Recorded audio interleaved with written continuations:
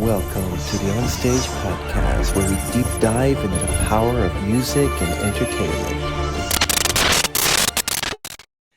Welcome back to another thrilling episode of the ONSTAGE podcast, everyone, where we dive deep into the world of entertainment, creativity, and the stories behind the stars. I'm your host, as you know, Chris Robert, once again, and today we have a very special guest joining us.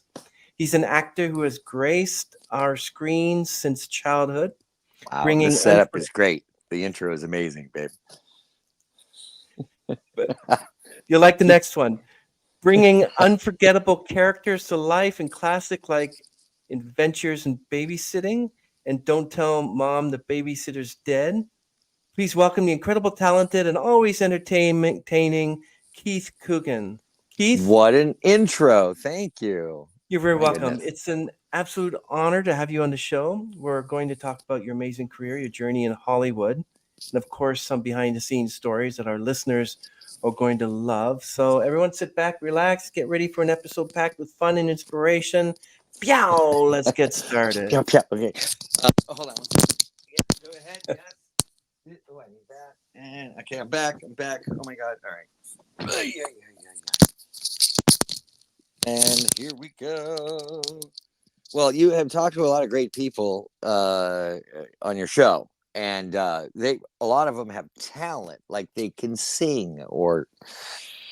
So I am lucky to just be in the business and be an actor, a performer, and I do lean towards comedy because it has the least amount of responsibility or authority or anything. You just try to make people laugh. I really appreciate that. Everyone, you may not believe this, that Keith is the legendary actor Jackie Coogan's grandson, but he's carved out his own niche in the entertainment industry with a career spanning several decades. Wow. So, Keith, you began your acting journey at a young age, appearing in TV commercials and various shows such as My Favorite, Little House on the Prairie, The Waltons, Yeah. Mork and Mindy, and your transition to the big screen included memorable roles in cult classics. Now, Jackie Coogan and you, I mean, I like to understand your relationship with him.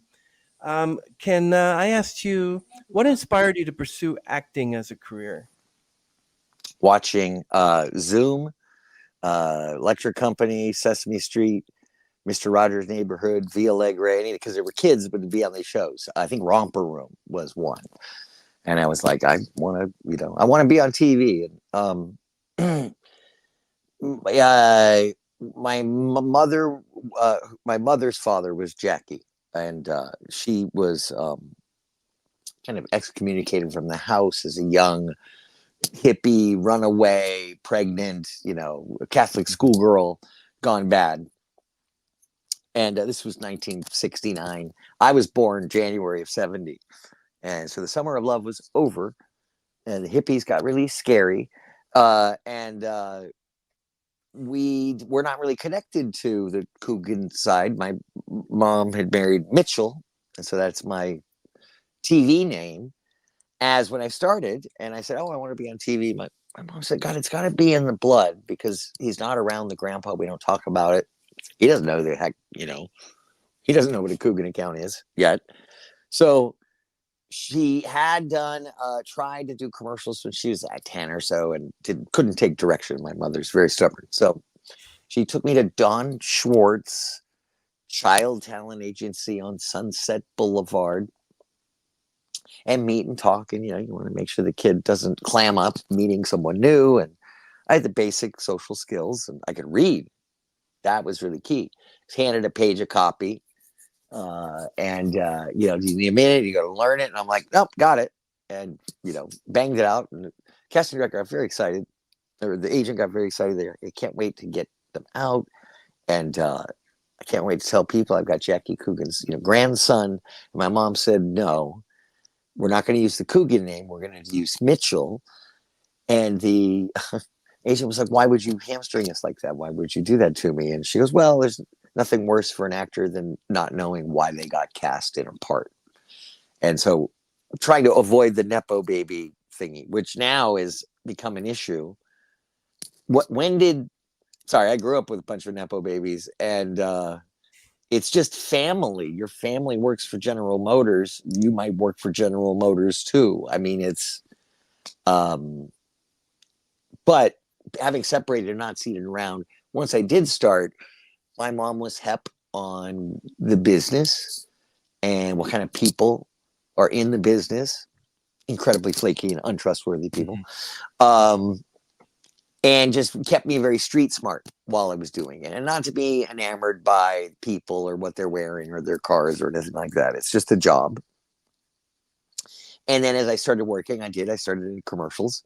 Um, quickly being taught it was a career, and you do this for a while, then you do this, then get, try to get on TV and get bigger parts, and then get movies, and then go back to theater, and then start all over again in commercials. So they told, and also then by the time I was about 8, like reunited with the grandparents and spending time with them in Palm Springs, and then they'd spend time with us out in LA during the hot summers.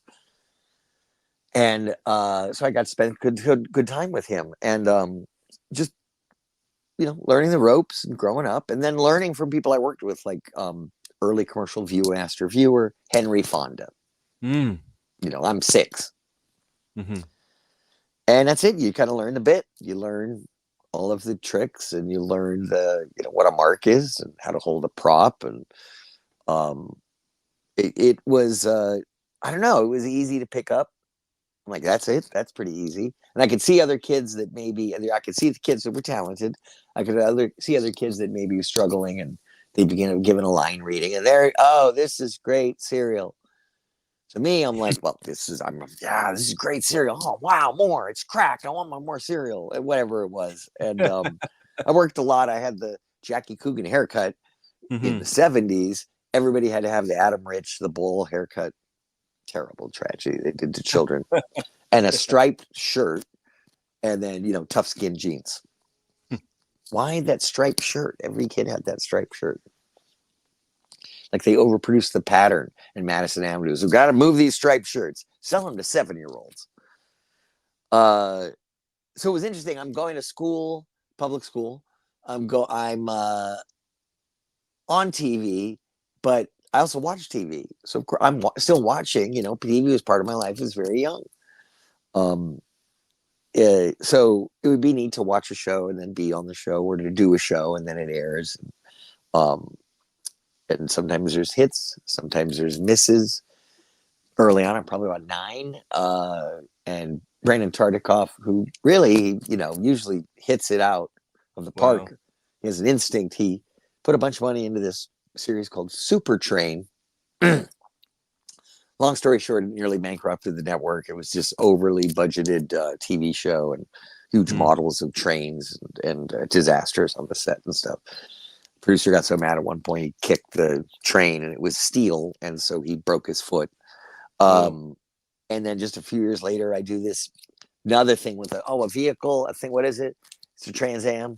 They talk, really, and he's got a guy who's had surgery and a facelift, and he looks like another guy that pays him money to be a vigilante. Sounds cool. The Knight Rider. I got to be a Knight Rider, but it had not aired yet.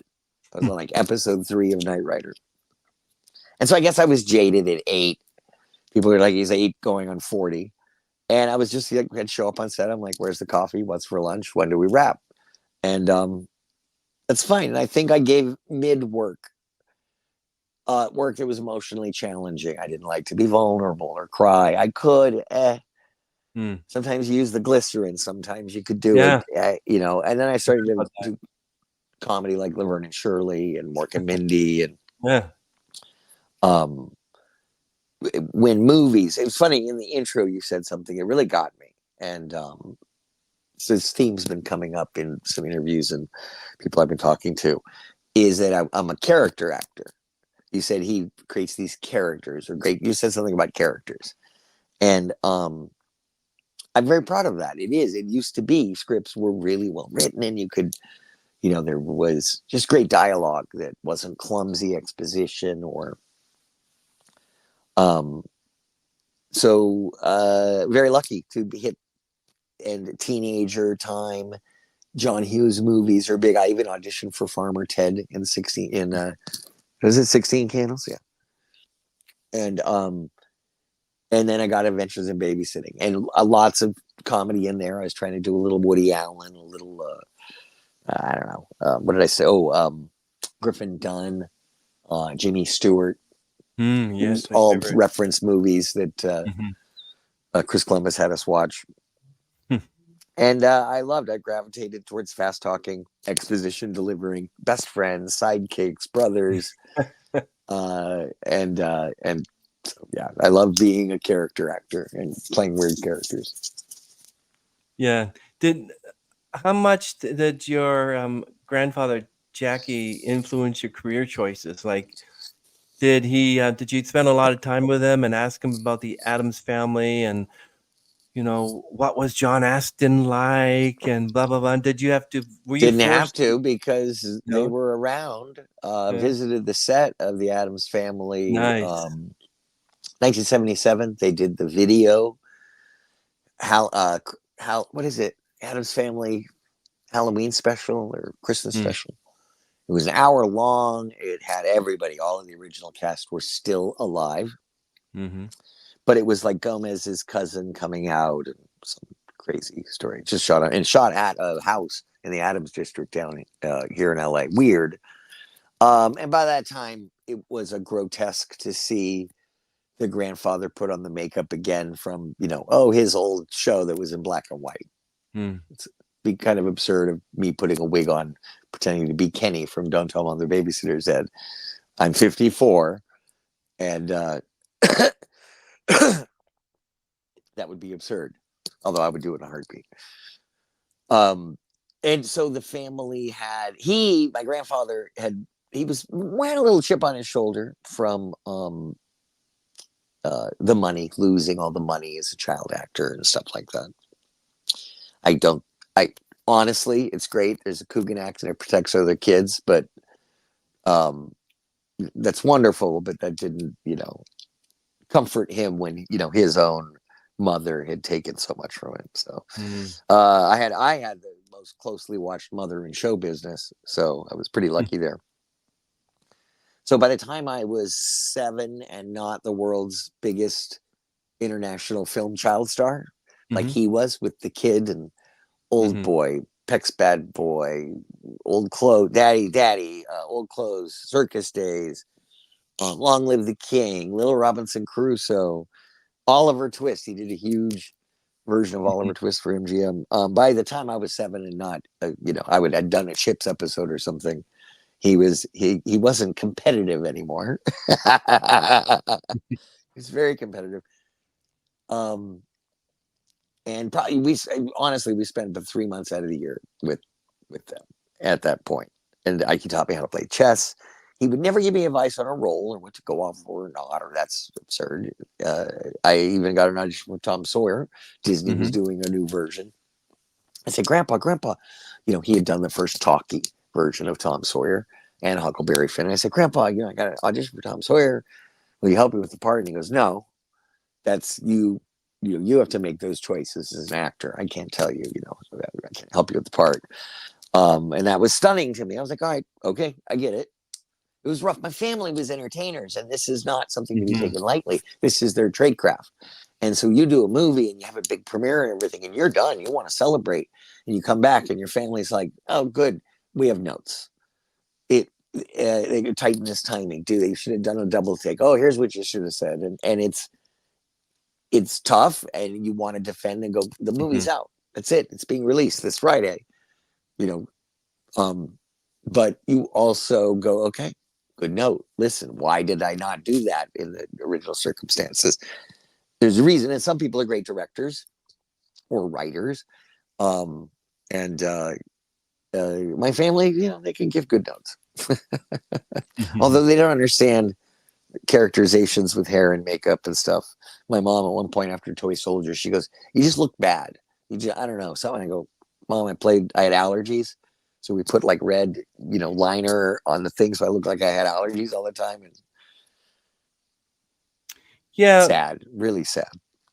yeah. When you wanted to be an actor, and I suppose you've seen the movie The Kid with Charlie Chaplin. That's when your At grandfather. about 8, there was a screening in LA. Yes, go on. Sorry, I cut off. ADD. That's okay. How old were you when he talked to you about how he sued his mother for wages because about the Jackie Coogan law? Like, he knew that you wanted to be an actor, but did he sit you down and say, "Listen, I got to warn you about something"? Were you brought up to date about this whole Coogan law and what I was happened? And audited at 7 and 8 years old by the you were audited. IRS. Sure, for income. They see a 7-year old making 20, 30, Wow, 40 grand a year. They're like, what's going on? wow. And so I knew what a Coogan account was. I knew what the law was. I didn't understand the scope of it or how much Mhm. money was involved. They said it was between $2 and $4 million It was of four earnings, million. Yeah, and that's in that money, which equates to about 50 to 60 million in today's I money. know. Um, and but Wow. every kid gets to go to school. They get a social worker, a set teacher. They get restricted hours on set. They get help with the money into a block trust Hmm. account, and that's Wow. that's good. Those are the areas that the kind of employer employee abuse comes when you hire minors to work alongside adults. You got to Hmm. have you can't work a 7-year old overtime.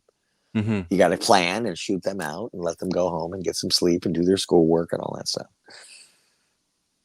So, did you use your grandfather's name to get into show business, or did you want to stand out alone? I didn't have any idea what was going on, so I was Keith Mitchell from 1975 until Mm, 1986. So all yeah. the TV commercials, no billing in commercials, but all the TV shows.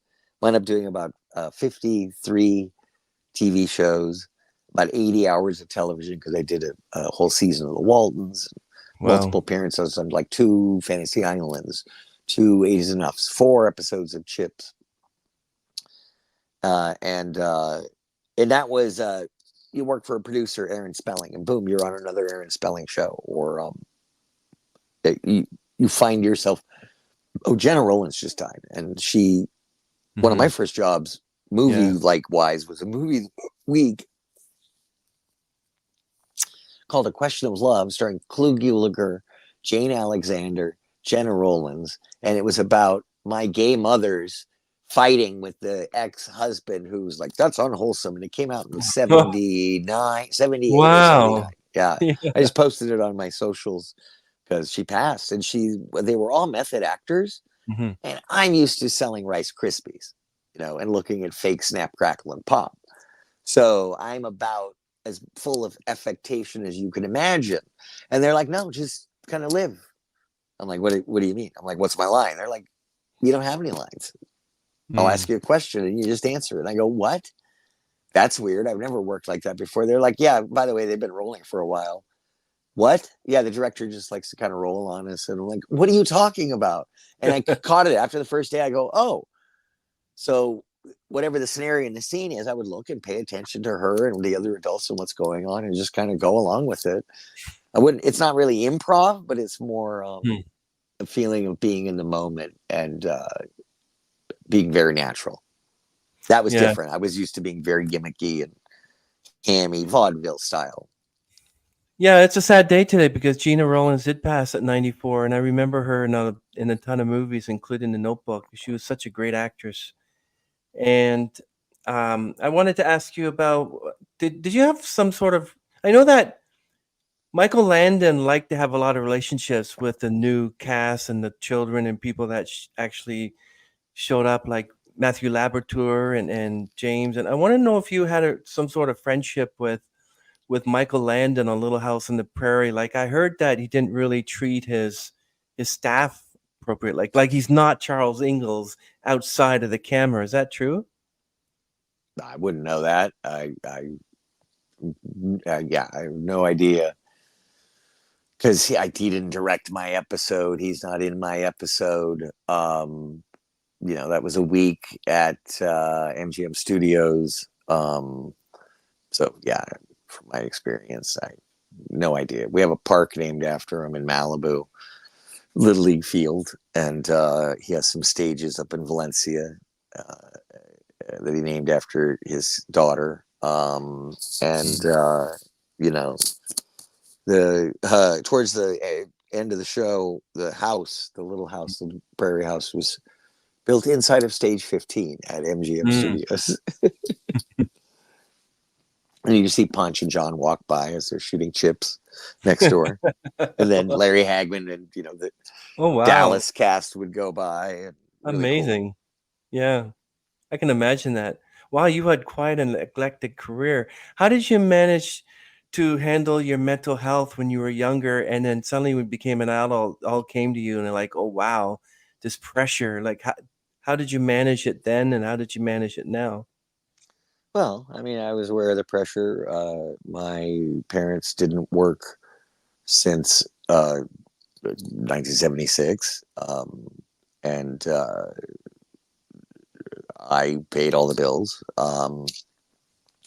I had bleeding ulcers at 12, and we did the, Wow. barium shakes and the thing and upper lower Mm, GI scans and everything. And it was just the stress of kind of keeping, you have to keep good grades because if they fall below, a C average, then you lose your work permit and you can no longer wow. do the episode of Just the 10 of Us coming up, and then you can't pay the mortgage and the natural gas bill and the electric bill and the Hmm. insurances and the taxes. And so I definitely was feeling that stress. I mean, interest rates were 13.5% in the early 80s. And I think they were adjustable rate mortgage went up to 18%. I'm stressing because I bought a house at 10 Hmm. in Malibu with Walton's earnings. And so, yeah, you feel the stress. Mental health, psh, I'm Irish, I think. Hmm. Who was the author that said to the Irish are the only race that are impervious to psychoanalysis? Mm. And a mother that studied, went to school for behavior modification, child psychology, Mm. operant conditioning. Was kind of raised in a Skinner box, like an experiment with checklists and chores and punishments and reward systems. And I'm like, Mom, it says here on page 87 you should only use positive reinforcement and not mix it. Shut up, smack. So um, that was interesting. It's like there's doctors that had taken a poison accidentally or got bit by a lethal snake, and there's a Hmm. whole genre of journals, and they're called death journals, and it's them knowing they're gonna die, and they document their symptoms as they die. And Wow. that's me being raised as a child actor. Wow. I was totally aware of what was going on all around me. Uh, But I'm having too much fun playing with Tattoo and drinking milk and Pepsi with Laverne. What am I going to complain about? It wasn't a big deal in school because everybody else's dad is like Gary Busey or this mhm. director or that. So that was meaningless in our community. Um, it was about our community was about who could look like they're more idle and just lean against their catamaran or Mhm. spend a lot of time at the beach club. Or I'm like, what do these people do for a living? When they Yeah. have, it's the only community I know where you hear the phrase, no, no, no, take the beach Porsche. It's great. Yeah. We were in Y the modest tract homes, and it was, it's kind of a rough house when we bought it, and it just nurtured and cared throughout the years. Well, you had to grow up Um, fast, pretty fast, my friend. You had to grow up pretty fast. oh yeah, they said 8 going on 40, and now I'm 54 going on 8. So getting all that childhood back. My Arrested I see what a Development is comedian complete. can. Oh yeah, yeah. I stopped maturing right about the time I got my Atari, so now I get to have a PlayStation 5, and I'm making up for it. Yeah. Did you enjoy your part in Mork and Mindy? What was Pam Dauber and Robin Williams like? And did you have some sort of friendship with him till the day he passed? No, the episode I shot was the last episode of Mork and Mindy. Gotta Run Part 3. It was a dire set because they knew they weren't getting picked up, and they still have to Mm. shoot episodes, and they'd wrecked the set. So, Oh. what was his name? Excelsior, the bad guy in Mork and Mindy, chasing him to Exodor. Mm-hmm. Exor chases them down and he destroys their apartment.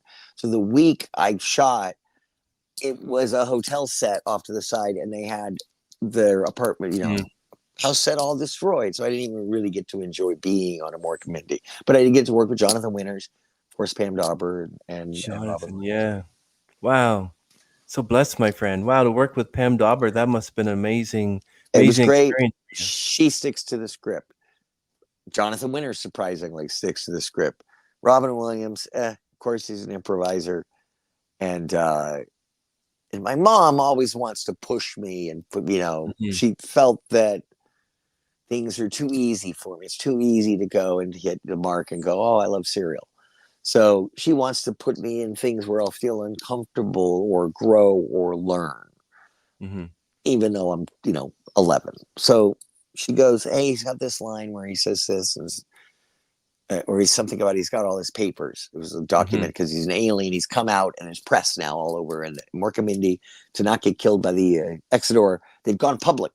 So now they're constantly under press watch, and there's no way the bad guy can kill him during this. And she goes, why don't you, say a line back to him? And I go, it's not in the script, Mom. It says in the script. She goes, no, he improvs. And I go, I don't feel comfortable with improv, because improv, you have to know who you are, and you don't know who you are when you're 11. And there's techniques, and you got to learn the techniques for improvisation. So anyway, I throw the line. He goes something about having papers, and I'm like, oh, do you have papers for the, AKC? And he comes back with AKC, oh, Muffy and Buffy down at the club with the thing and the thing. And I was like, I just stood there, my mouth open, because I got torpedoed, because it was more like Robin Williams went, oh, you want to play? And he just tore me up. And I never wanted to. And I was like, Mom, I was so mad at my mom for that. That's funny. Yeah. I want to ask, so then you got into voice acting. You were voicing for young Todd in The Fox and the Hound. How do you voice act? Like, how do you take that role on? How do you know that the voice for The Fox and the Hound as young Todd, how do you know that was the voice you were going to give it? I don't know. I'm not a voice actor. I love it when people say that. They go, oh, you're a voice actor. And I'm like, I did one voiceover, and I'm not. Yes, I've done autograph conventions for babysitting movies and stuff like that, and the TV, and I'll do a panel, and they'll go, renowned voice actor, or so you've done a lot of voices for characters, and I'm like, so I'm just clearing up. I'm not a voice actor, and that's what threw me off. And to kind of get to what you're asking is, I learned how to act from silent film star. So, and my grandfather learned how to act from Chaplin, and his mom and dad. So my great grandmother was vaudeville, and my great grandfather was vaudeville. So very like big muggy, Wow, big stuff. So I can't even remember the point of this now. Wow, memories are coming back. Where were we? Well, I asked you what it was like voicing young Todd in The Fox and the Hound. With voiceover, and I've been asked, how did you get the audition? How did they come? And I go, I don't know. We got it as a call, just like anything else, except this time you go in, and instead of a camera, they're going to put you on a mic. Great. But I did learn, I was warned, they go, so, there's a couple of tools for actors, and they're going to remove two of the biggest tools, your voice, your eyes and your body.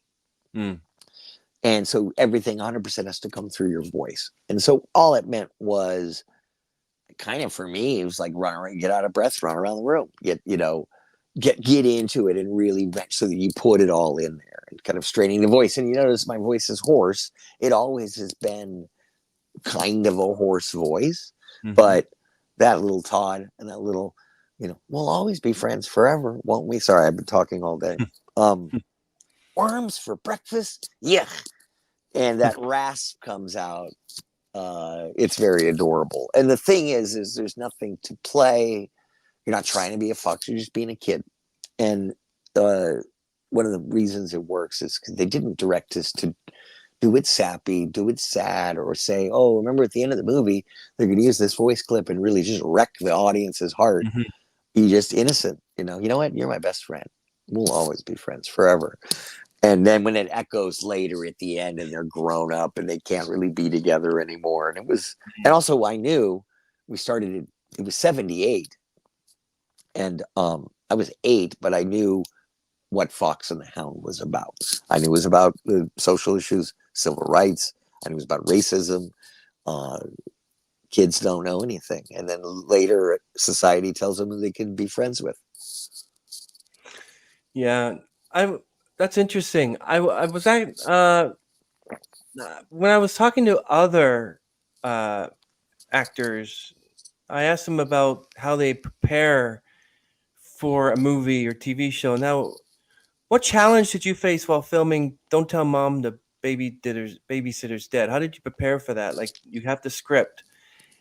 How do you tear it apart? How did you become that character? The affectation was a lot of help from hair, makeup, wardrobe. I had two $3,000 a piece hand laced human and yak hair wigs made by Wigs by Ziggy here in Hmm. Burbank. And he was retiring. This is like one of his last movies for Warner Brothers. They kept it somewhere, the wigs in the archive. They paid enough for it. And we had an A wig and a B wig. The A wig, after a few days, would need cleaning, and then we'd wear the B wig, and that was fine for wider shots, but didn't fit the same as the A wig. And that involved a life cast and all that stuff to Hmm. do the pieces. And I called it drag. It was Kenny drag.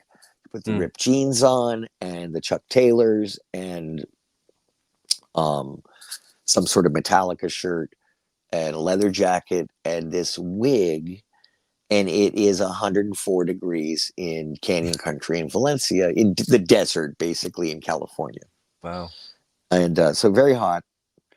I give it out to Christina because all of her beauty shots, dressing in the bedroom and getting changed in all of her cool mom's outfits that she's like teenageified and 90 fashionified, they were shot in the top floor of the house, and they have to shut off the air conditioning while they're shooting.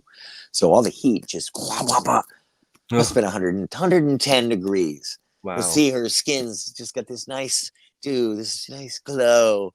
She's sweating buckets, and just between takes, they're just in there patting her down. But she, makes it look like the air conditioning is running. So that was the only difficult thing, was the heat, the stuff, all the stuff. What I loved is that helped with the. I couldn't do the character when he cuts his hair at the end, which is just me removing the wig, and I had a crew cut at the time. Mm. So on those days when I came in as cleaned up Kenny, I'd look in the mirror and I couldn't do it. I couldn't do the voice. I couldn't get the mannerisms, the smile, and I was like, "Oh, I was really using the wig." I could see, because you look in the mirror with that wig and you're like, "I totally," you become him. So that was hard. That was one of the difficult things. Wow. So how did you Was prepare for not your? one of the difficult things was Yeah, not wearing the wig. yeah. I can imagine wearing a wig in 100-degree weather, and I'm be like, "Can you get the thing off me? How long do we have to film this thing for?" Whoa. I'm Me like, and Joanna Cassidy both had earlier makeup calls than Christina. Christina mm, Applegate comes in and they go, "Here's some mascara. You look beautiful, honey. Go to set." wow. But Joanna had a wig, Hmm. and I had a wig. So we'd get in the morning and say, "Hey, Joanna, how you doing?" You'd hear her laugh. Wow, it must be so fun to be an actor. Get to It meet a lot of people. is. Look, it's theater. You can go Civic Light Opera, local theater, stuff like that. Try out for a part. You'll get it. And then you'll learn what it's part to be a community of a show, whether it's the circus or a carnival or Shakespeare or you're doing a mayonnaise commercial. There is Hmm. something about, we know what's behind this curtain, but we're showing the audience this something else. And Exactly. yeah, the bigger difference between what's behind the curtain and what's out front is what's entertaining for me as an actor. Yeah, I saw the after commercial thing. What happens after the commercials film? Sort of like have a coffee and a person's drinking Maxwell House. "Oh, this is great coffee," and it's like, "Okay, cut." Ugh, this is disgusting. Yeah. So for real, there is a spit bucket because you're shooting it over and over and over, multiple Yeah. takes. If you have you're screwed if you have a line of dialogue. Like, you gotta, if you, Take Yeah, it. you should check out my episode with Terry Lawrence. He said when he was a commercial as a kid, he had to redo over and over again, and he got sick of it. Of course, I yacked up Kool-Aid. I was wise with the food. You watch it. So, I did what food? Some McDonald's. I did like 8 McDonald's commercials, I guess, throughout the years. I did Kentucky Fried Chicken. We introduced the buttermilk biscuit. It was the first commercials for the buttermilk biscuit, and you biting into a dry biscuit. And so you just have a spit bucket and you do the thing, and it's great, and spit it out. Do these companies offer you free yearly supplies of this product that you've been trying? Absolutely not. And oh man, although sometimes for the toy commercials they'd give you a toy, or but in a lot of cases the toy commercial was shot way before it's come off the production line, and it'll be a prototype on the set, and it's hot glued together and stuff like that. And sometimes a sucker man winds up, in a backpack. Who knows? Yeah. Do you remember the sucker man? You throw him and it would stick to the fridge or whatever. Yeah, it was awesome. Those things. Yeah, are I awesome. have a look on YouTube. Keith Coogan sucker man commercial. You can stick Sucker Man on the weirdest places. Sucker Man. You can hang Sucker Man in surprising spaces. Sucker Man. On a place that's smooth and slick, the suction cups will make him stick. You can even stick him to himself. Sucker Man character comes in 3 colors, each sold separately, new from Mattel. And you'll die. You'll die. Oh yeah, I'm a child of the '70s too, and I love all those like big gyms and Pulsar and. Me and my grandfather had commercials running at the same time. I had commercials going for toys, and he had the creepy crawler critter thingy. It was he was Uncle Fester advertising the goo you pour and you make a little edible, like octopuses and stuff. Oh wow, fun grandfather. And he's like, "Yeah, you just got paid for the day. I get a cut out of each one sold." Sorry, I pulled a Fester there. Yeah, well, he was always competitive, and I love Yeah. this story where he was always competitive, and our age difference is just ridiculous. Mm-hmm. So we're at the Youth and Film Awards. It's like a young Oscars, and they're giving out, See, I win for best guest appearance on Knight Rider, literally. Mm-hmm. And he is there that year, and he wins a Lifetime Achievement Award. And a contribution, they even have a Jackie Coogan Award they give out to producers or influencers that help kids in the industry and stuff. So that year, though, we're sitting there, and the ceremony's over, and I run over to him, and we both have our awards. And I go, "Look, Grandpa, we both have award. Mine's just like yours." And he goes, "No, they're not the same." I take a step back, and he goes, "You won yours. I earned mine." Oh, wow. Amazing. Wow. Did you want to be like him, though? As an actor, did you want to be the new Fester? The new Jackie Coogan? Well, he was a model for, he had a saying, "Give it everything you got, but not so that it's all that you have." So he was a model for when that camera's on, oh boy, you got to bring it. Mm-hmm. But when the camera's on, you got to have a life. That was true. it. It was a great lesson. So when people recognize you in public, if they recognize you in public, what role do you feel particularly connected to that you want them to, "Hey, it's Keith Coogan," or "Hey, you're Jackie, you're Jackie's grandson. So we loved you in what?" I don't know, anything. That's amazing. It's wonderful. I don't care what it was. Yeah, I really, that's wonderful. And it's sometimes it's who you don't think who it is. So I'll do autograph conventions, and you'll have fans lined up, and you see the rocker guy. You're like, "All right, done 12 babes." You see the girl with the little, Todd Fox. You're like, "All right, Fox and the Hound, I got it." And I see this grandma, and I'm talking to her. "Hey, how you doing?" And I figure maybe she likes Adventures of Babies. She goes, "Nah, dishes are done, man." So you never know what fan is going to like anything. Hardcore cholo guys come up, and they're like, "Dude, Fox and the Hound took me out, man." So it's interesting what movies touch, what people. I love that they know the characters' names. I think that's weird. I think that's cool, because today it's tougher to remember character names on shows. Yeah. Like Lost, last TV show I can remember Tom, and Jack and Sawyer, and but there were just really good scripts, and it was hard to get money to make a movie. We also had, Disney behind Adventures of Babysitting. We had Warner Brothers behind Don't Tell Mom. This stuff had gone through many versions of drafts and scripts and changes up to the minute of filming. Sometimes during filming, you'd change stuff. And there's a lot of adults in the room, with the money at stake and everything like that. So they're being pretty responsible. But I always felt lucky that I got to do movies with people that had a subversive streak. Mm. Either the writer like David Simpkins or Chris Columbus. Wow. Look at his Phoebe Cates speech in Gremlins with the dad and the Santa thing. Bob Giraldi was a trip. He's a music video director that had done Hiding Out. He was overseeing the production of the Pepsi commercial when pyrotechnic went wrong and Michael Jackson's hair caught on fire. Yeah, I know. Weird, fun stuff like I worked with Joel Schumacher, the master of every genre. He could do comedy or thriller or whatever. And weird other legacy to like Dan Petrie Jr., who directed Toy Soldiers, and his brother Donald Petrie, directed Mystic Pizza, Grumpy Old Men. Their father, Dan Petrie Sr., who is director and who Dick Van Dyke's character is named after, basically Petrie, in the Dick Van Dyke Show. Mm-hmm. And it was on Subversive.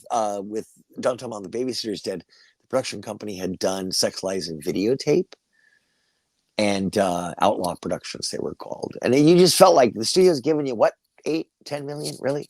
They're letting us say these things and do these things?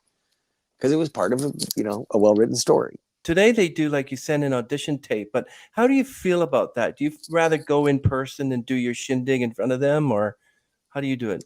It's nice to meet face-to-face the people that you might be working with for 3 months or 7 years on a series. Wouldn't you want, if you're interviewing an employee, wouldn't you want to come in, maybe do the coffee cup test or something? Yeah. Something, I think it's important. However, some actors feel that, hey, I could work on it all night and, get this great take. And like, yeah, let's take 16. That's nice. The reality is you're going to get 2, maybe 3 in network television. And at that point, they're going to move on and cut you out. So 16 takes is great, but are you working the wrong engine? Are you working long distance running muscles instead of sprints? Wow. Or hurdles is what acting is really more like. So I think that the thing is, like with directors, they say, what's the definitive version of movies? Is it the theatrical release? Is it the director's cut? Is it the studio butchered cut? Is it the TV edit? And I like the answer, well, I think the best version of a film, or the definitive version of film, is the film that came out with a deadline to be released into theaters, because a director could muck with something forever later and later and later. Same with taping. Although I definitely booked because I had a great idea while taping, and I put it in the tape. So at one point I blow up on the rookie like dynamite, and in the tape I just cut to bars and beep, so it looks like the tape got blown up, and I booked the part. So it was a little trick I put in the editing to try to get. I thought it would be funny, my timing on when the explosion. I was like, everything's fine. We're not going to beep, and it blew up. That's funny. So the tape can work for or against you. I like going into the room. You said first you asked preparing for a role, because auditioning is different than preparing for a role. Yeah. Although audition is your first day of work, if you think about it. Yeah. If you think about it, it's your first day of work. Treat it accordingly. Be prepared for that's the first day you're filming that day. That's going to be in the movie. That's the final performance. That's going to be your first audition. Start from there. Huh. Okay. You'll get direction. They'll dress you right. Wow. They'll do the hair and makeup. It's not your department. How much of Keith Coogan is in your character Brad Anderson from Adventures in Babysitting? How much of Keith was in that character? Oh, all of it.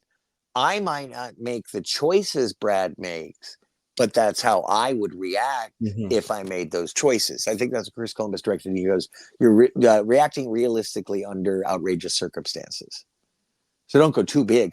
Oh my God, it's a thing. Just be like, oh, geez, we're in trouble, and run." And he wanted a craziness around. He goes, they made a mistake with bringing up Baby in that every character was nuts. They didn't have a center for the audience to hang on, a straight man. And he goes, you guys are the straight man. Everyone else you come across is crazy Mhm. in Adventures of Babysitting. Wow. Have you ever been method acting, like you brought the character home and then you suddenly snapped out of it? Or So you you asked how much of me is in Brad, and I thought you were going to ask how much of me is in every character, because Mhm. it's the same. There's a bit you put as much as you know about life into your Mm. character, and then you also, in doing the part, you do the research. I'll tell you about the research technique that finally got me theatrical. It finally got Mhm. me into movies. Mhm. Um, uh, so I'd been auditioning for movies since 6, 7 years old and not booking them. And I wanted to get movies, and I'd come close on stuff, but I didn't get The Shining, E.T., Oh, Goonies, wow. Gremlins, Stand By Me, Mhm. Christmas Story, The Toy, bunch of stuff. And But you were in Toy Soldier, so that's right. Exactly. That's right. You're exactly right. I was talking yeah. to Will Wheaton, and Will Wheaton looks down at my table at an autograph Mhm. convention. He goes, "That one," and he points to Adventures of Babysitting. And I go, "What?" He goes, "I wish I was in that movie." And I go, "Well, I wish I was in Stand By Me. How do you feel about that?" I go, "Tell you what, Will, would you trade?" And he went, "No." And I went, "There you go. Yeah. You get Well, what you're right for. There's got to be something in you that they see that's part of that is the character." And they say they cast to the last page. They Mhm. don't cast for the opening scene. They don't cast for the mid-second act. They cast for the final confrontation. Do we see them in the moment of the movie that it matters? That's what they Mm, cast for. interesting. That's very interesting. Well, I know that you had actor Anthony Rapp actually in the movie as Daryl Cooper Smith. Now you know that he's the one that brought Kevin Spacey to his knees. I wanted to know if, That was a turn of a phrase. yeah, I wanted to know if you actually, Wow, that was a turn of a what phrase. if you actually Did asked you him hear about, what you said? yeah, yeah. That's not nice. Okay, I can always delete this. I'll delete that Well, part. no, leave it. I want people to understand that that could be insensitive to Anthony. That could be insensitive to a victim of sexual assault. And you just said, "Oh, bring him to his knees," and that implies. So it's fine. Keep in mind that I Well, did actually, Adventures of I got an idea. Babysitting. I got Keep an in mind, idea. I did Adventures of Babysitting 5 months after the Kevin Spacey incident. I'm not mad at you. I noticed it. It's Okay, I'll cute, just, but it's I'll, also a sensitive topic, for okay, yeah. So one I'll out of delete. 4 children. All right, I'll delete that part. Okay, No, so please don't.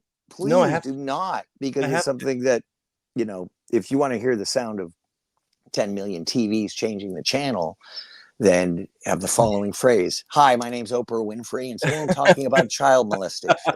Yeah, okay, no, I'll delete that. So No it's problem. something that needs to be talked about. No, that's okay. No, Um, I'm serious. Please do leave it in. no, So yes, yeah. he did. He started, as a matter of fact, not only did he bring Kevin Spacey to his knees, it started the Me Too movement. People went, if this kid who was 14 or 15 years old when this happened is finally got the balls to stand up to someone that people are afraid of. Everyone is accusing Kevin Spacey mysteriously dies in a bus accident or a suicide. They're like, it could be, yeah, it's coincidence. It's great. And you have Kevin Spacey, who just loves his brand, as the House of Cards stuff, and he's like, there's people that are notorious. There's people that are infamous. There's people that have done terrible things. There's people like Naked Lunch,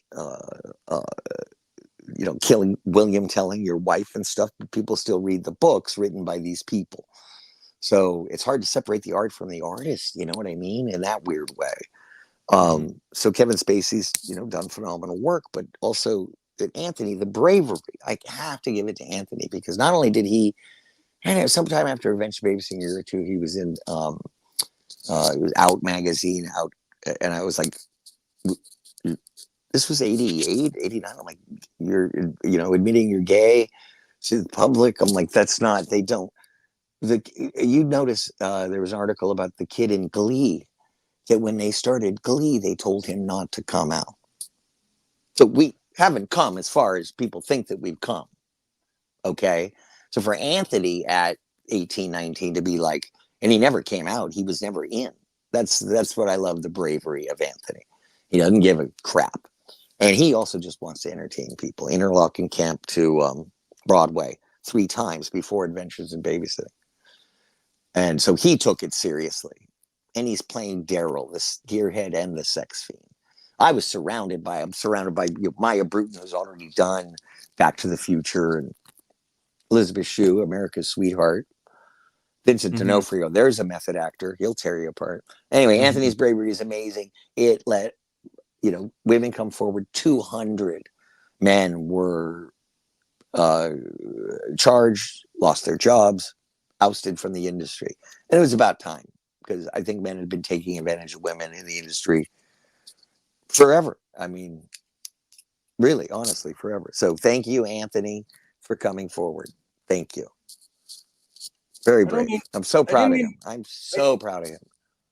Keith, I didn't mean to be so insensitive. Just that Kevin Spacey was my favorite actor. And when that happened, I was upset about it. Read Will Wheaton's essay on separating the art from the artist. Because like Will, I enjoyed Bill Cosby albums growing up. Then what do you do when the artist does something that, you know what I mean? Woody Allen. I was like a huge Woody Allen fan.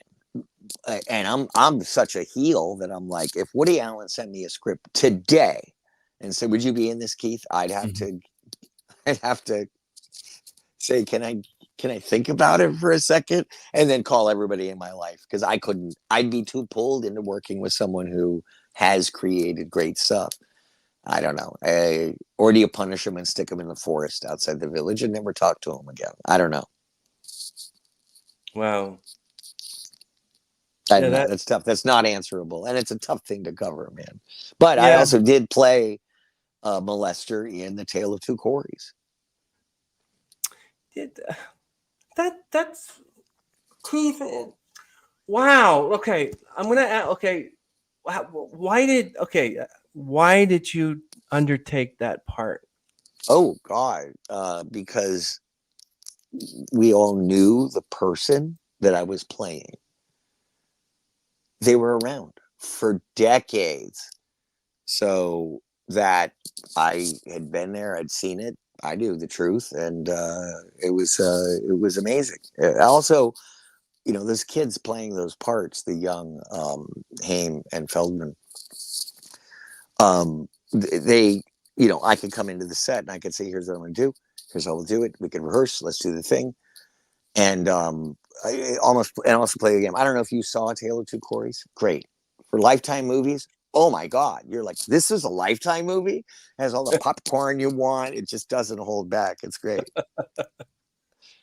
It really is. It's really, really a fun piece. So I'd originally auditioned for the guy that molests Corey Haim on the set of Lucas. And wow. So I sent in a tape, and they go, oh, great read, because when we think child molester, we just think Keith Coogan. But they go, great read. The only thing is, we're not going to show the guy's face, because with legal, we can't say who it is. So we love your child molester face. So they wanted me to play the other child molester, which was, you're just happy to get a part, really, honestly. But it can help, because then you see, well, what did this person do? They're supportive. They're grooming. They're also supposed to be in a guardian position. Here they are, a guardian of one child actor taking advantage of another child actor. So I don't know, no one wants to talk about that. But I at least tried to make that minute and a half entertaining.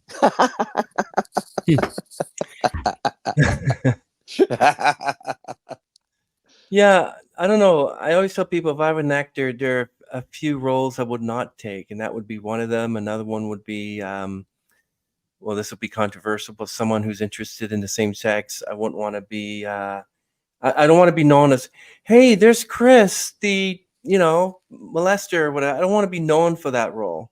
That's what I. So I don't know if that's wrong for me to say, because then that could be a lot of money for me, because you sign a contract to take on this role, and I don't know. I just, it's kind of, doesn't how did your family react to that when you were going to take that character on? Like, did you have anybody that went against you and said, "Don't do it," or were they like, "Yeah, Keith, do it, do it"?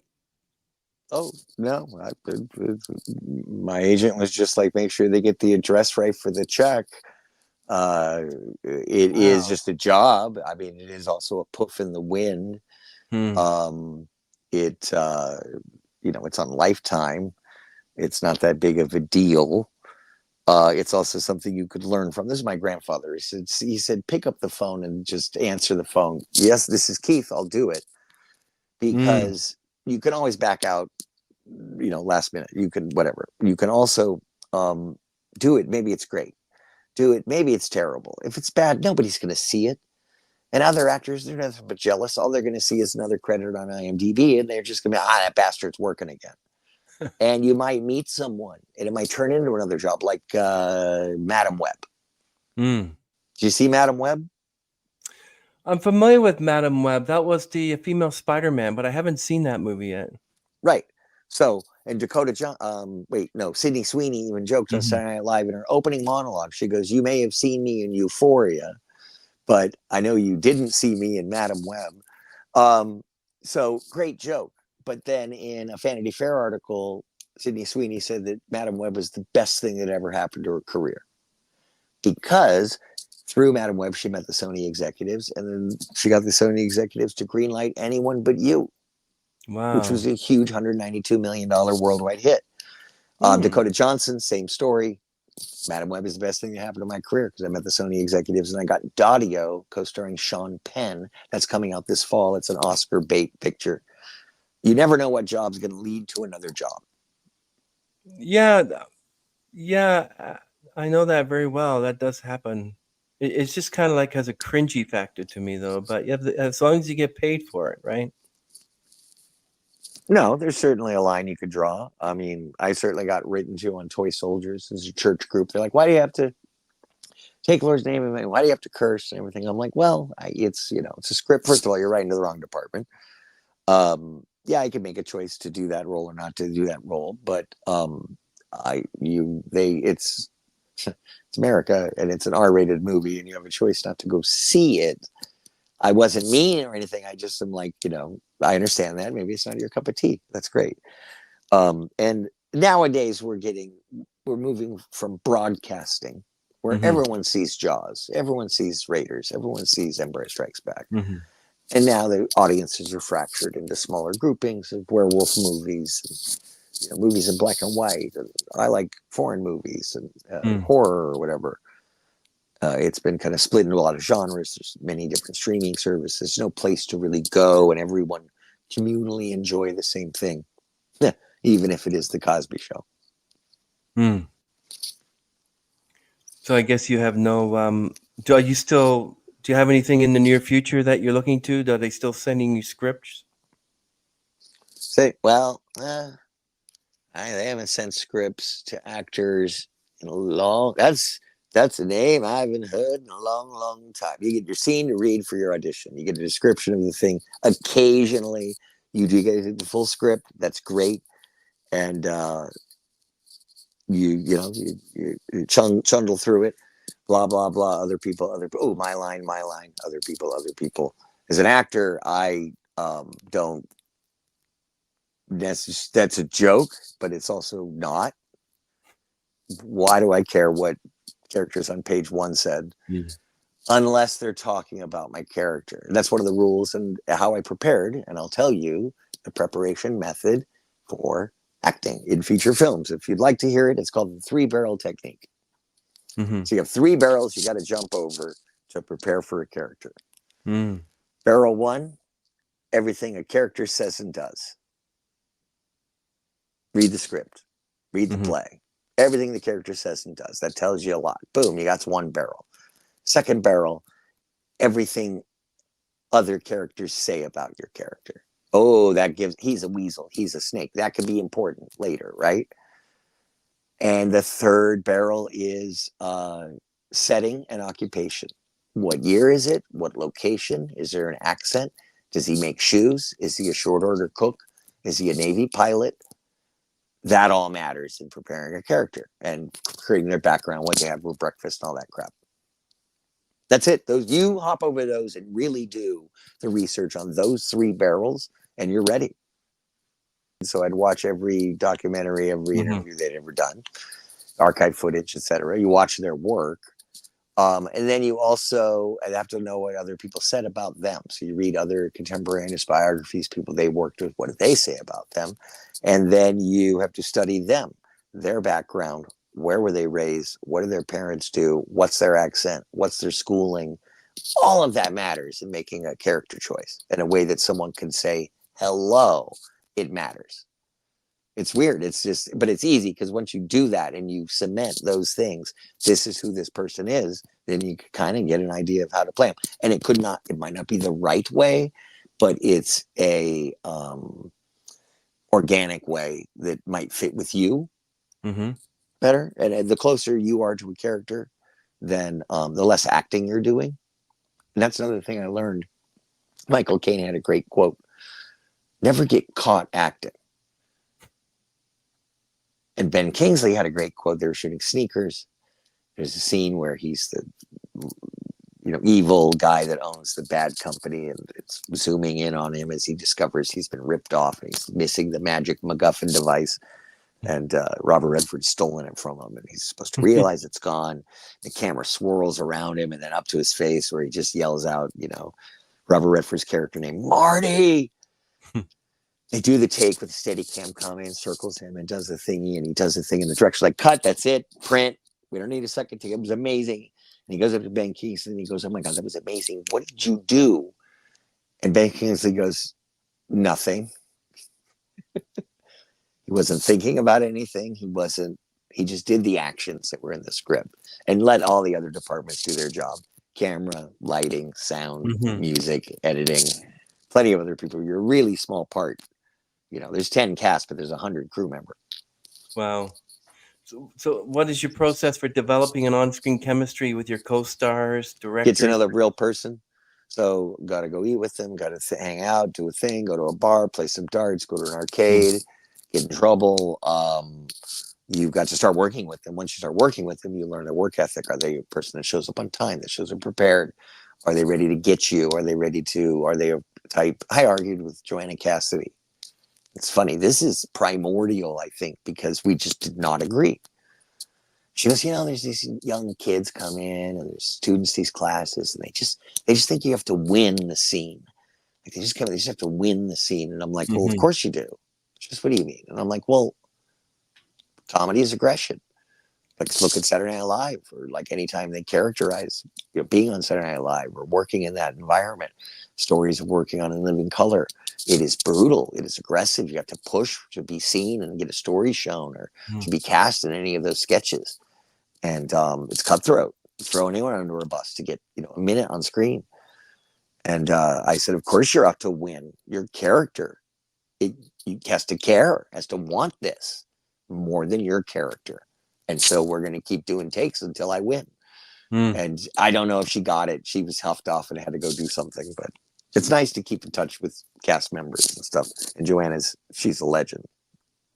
But what do you do if you don't get along with anybody? Like, what is this some person you just don't get along with? You walk off the set, or do you just avoid them?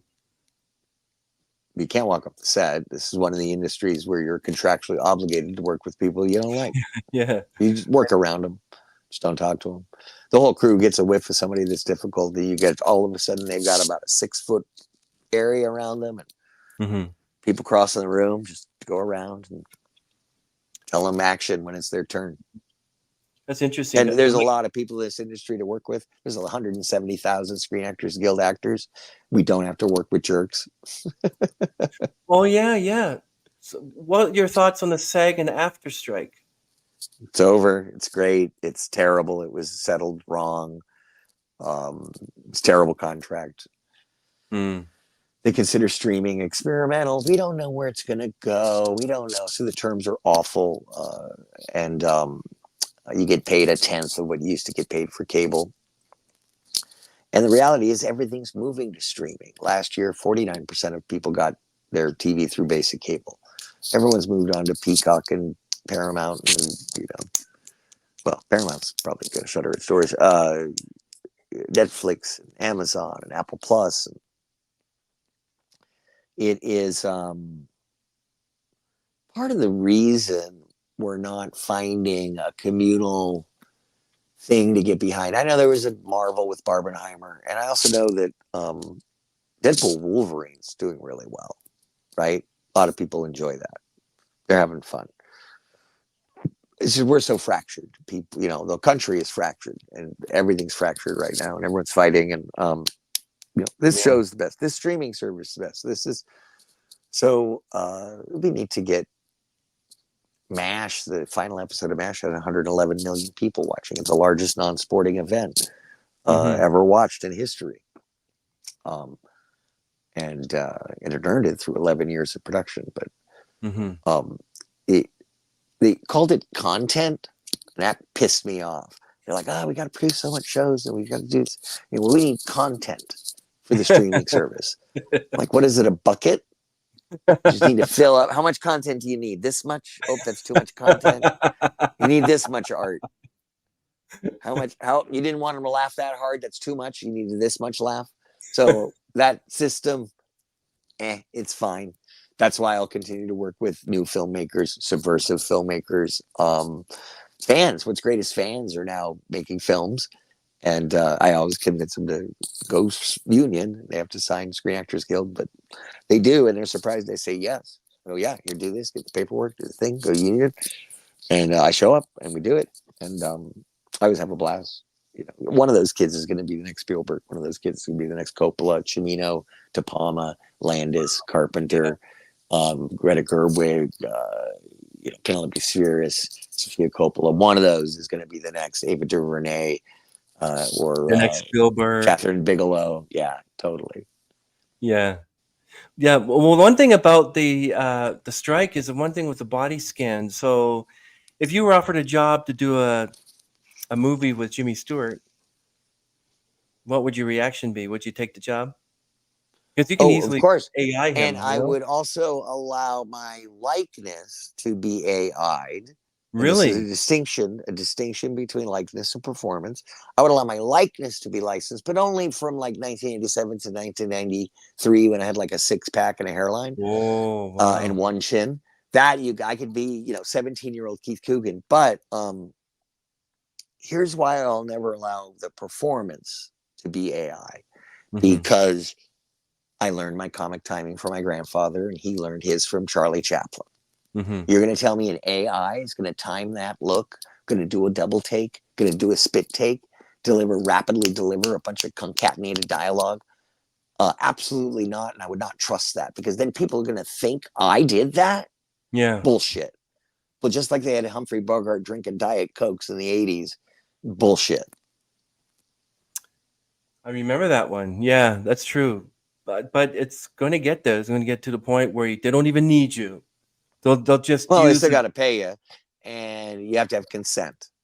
But it also, they'll pay you 75% your rate, but you can get up to 5 jobs a day doing nothing but sitting on your couch as the username and likeness. Exactly. Yeah, I'm telling people that too, because the whole deep fake, the deep fake Tom Cruise, and you just don't know who's who these days. How do I know you're not an AI? And Keith is partying or playing golf with Biden or something. This is all a constructed crystal universe. None of this is real. Look, it's funny you say that, and this only brings. I was talking about this yesterday. Somebody at Sony Studios, that you're on a set and you are for the 900th time doing hold the prop a little higher, or no, hit the light. Okay, you got a little flag there, and you can't lean in. You'll be out of focus, and you go. You've just done this over and over again, and it's all one movie. everything. Little House to Knight Rider to Adventures of Babysitting to Don't Tell Mhm. Mom. It's all one movie. That's, I don't know. I kind of like, that's how I see it as an artist. And, but I still like to do character work and look different and do my hair different or makeup or shave the mustache, do whatever. I love looking different. But in essence, it's still going to be a lot of Keith there. Yeah.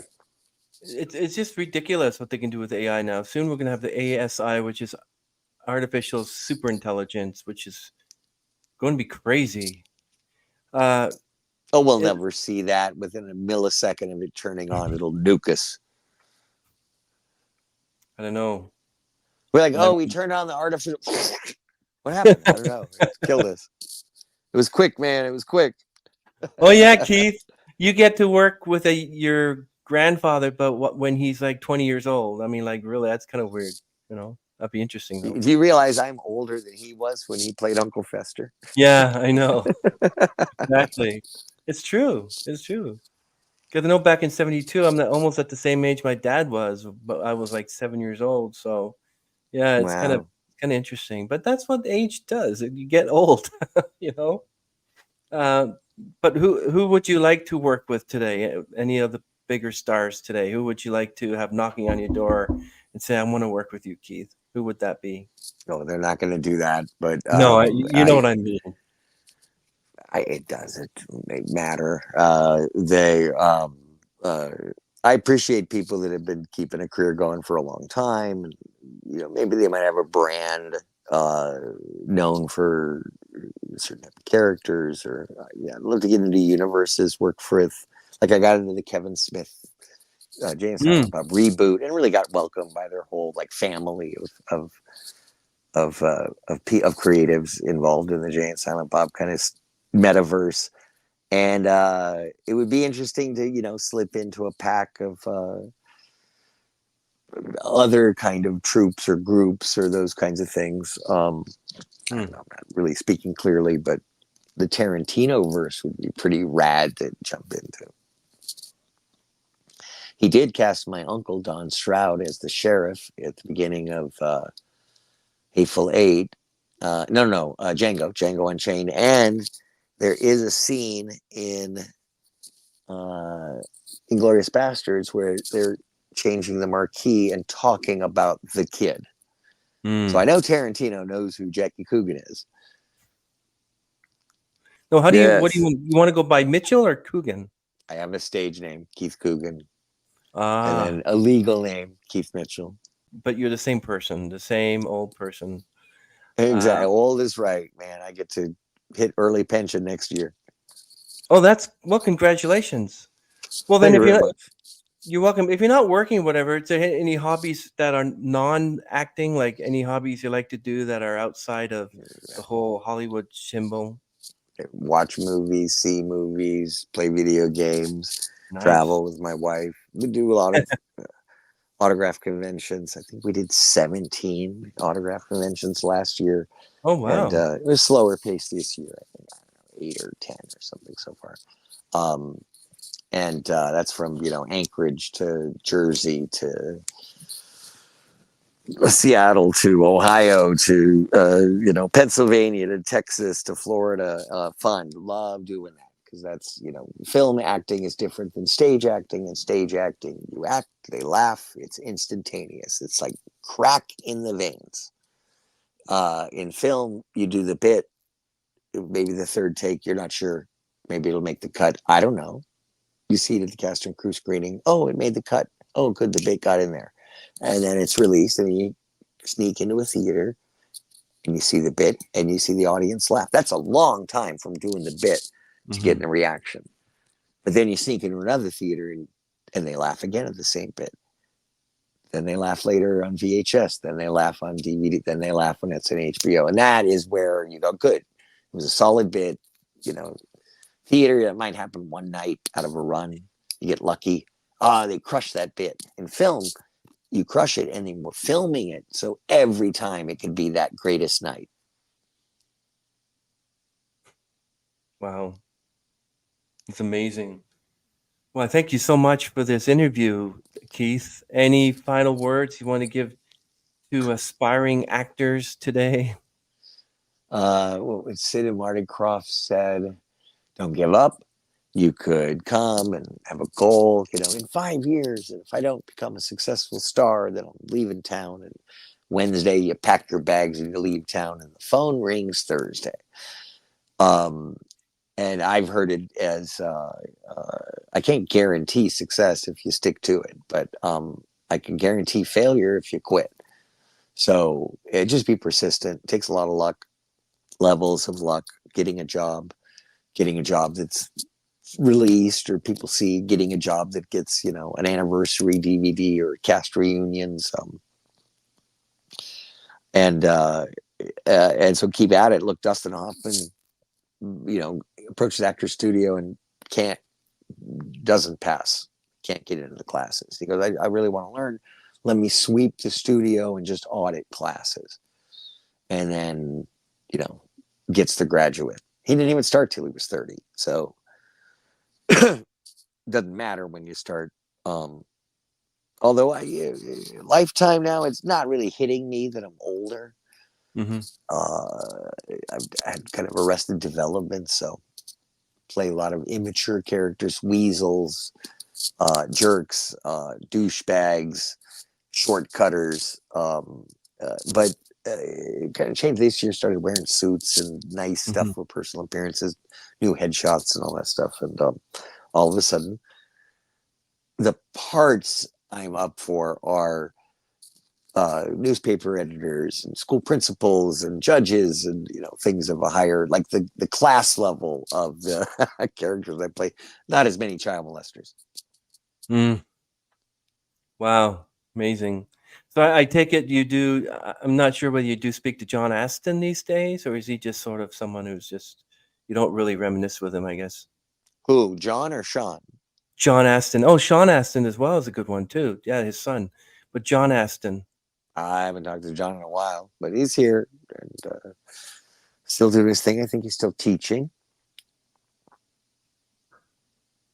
Yeah, I'm amazed just how well he looks for his age. It's incredible. Well, Keith, I really, really appreciate you being on our podcast. Thank you. Yeah, I appreciate it. Thank you for the So time. everyone, it just brings us to the end of this insightful conversation with Keith Coogan. It's been an absolute pleasure to delve into your rich career and hear your personal stories, your journey through Hollywood, marked by memorable roles and deep family legacy, has truly captivated us. Thanks for digging so deep. I appreciate it. We thank you for sharing your experiences and wisdom with us today. We'll be eagerly watching as your career continues to unfold, bringing more compelling performances to the screen, to our audiences. Thank you for tuning in, and stay tuned for more inspiring stories from the world of film and television, everyone. Thank you, everyone. Really appreciate this. Thank you, Keith. Bye.